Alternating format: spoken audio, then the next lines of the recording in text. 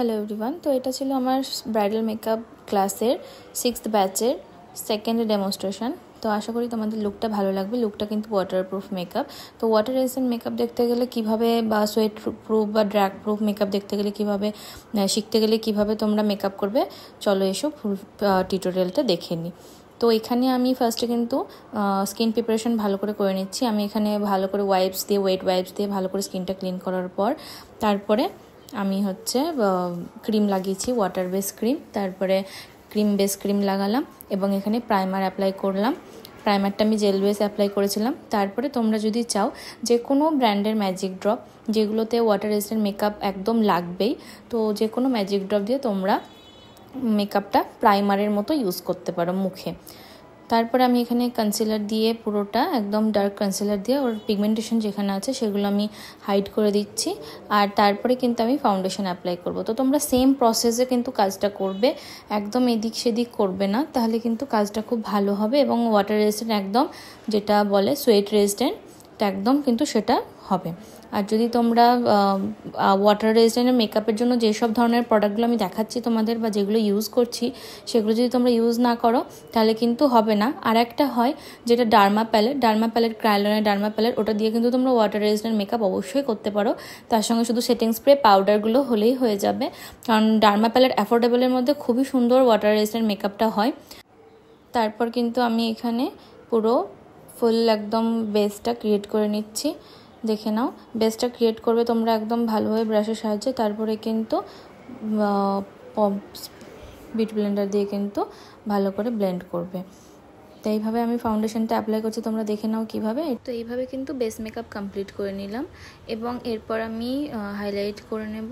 হাইলাইটটা আমি দেখো ওর স্কিন থেকে 2 থেকে 3 শেড ফেয়ার টোন নিয়েই কিন্তু করছি। এইভাবেই তোমরা হাইলাইটটা করবে।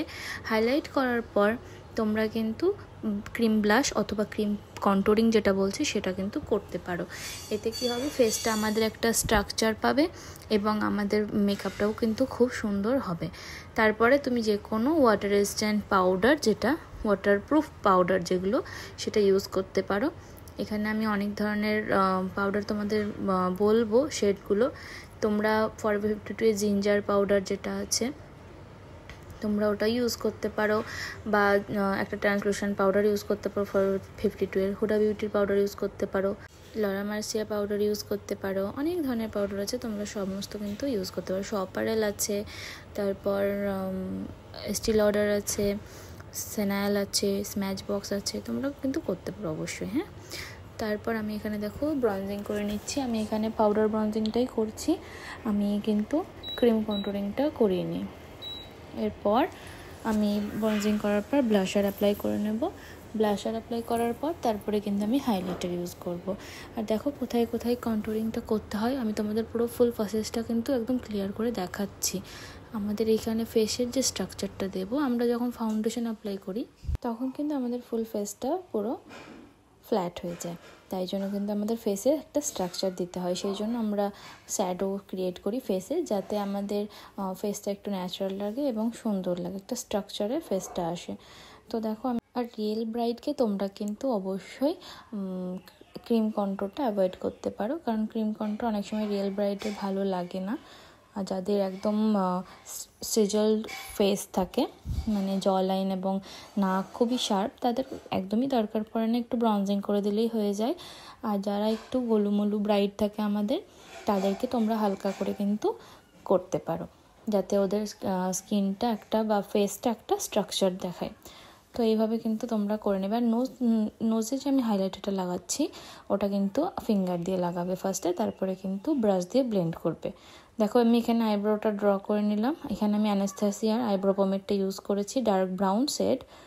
তারপর আমি কনসিলার দিয়ে পুরো আইবেসটা কমপ্লিট করে কিন্তু চোখের মেকআপ করে নেব।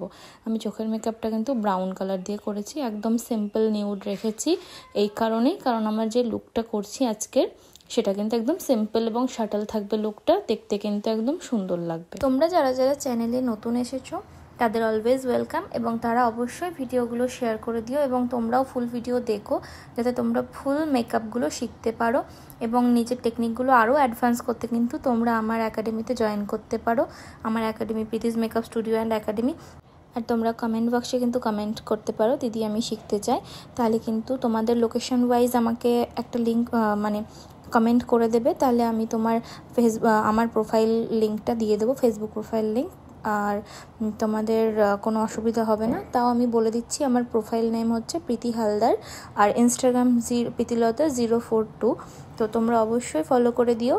আর দেখো এটা হচ্ছে ফাইনাল লুক। আর কেমন লাগছে এই লুকটার মেকআপটা অবশ্যই কিন্তু তোমরা জানাতে ভুলো না। আমি এই ধরনের আরও নতুন নতুন ভিডিও তোমাদের সঙ্গে শেয়ার করব এবং আনবো। আর দেখো এখানে আমি সেটিং স্প্রে দিয়ে দিচ্ছি লাস্ট। এটা হচ্ছে আরবান ডিকের অল নাইটার সেটিং স্প্রে, এটা অবশ্যই মাস্ট রাখতেই হবে। এটা কিন্তু আমাদের মেকআপটা লং লাস্টিং করতে খুবই সাহায্য করে। এটা হচ্ছে একটা ইউনিক একটা ট্রেন্ডিং লুক করেছিলাম, আশা করি তোমাদের ভালো লাগবে। কেমন লাগছে জানিও। টাটা।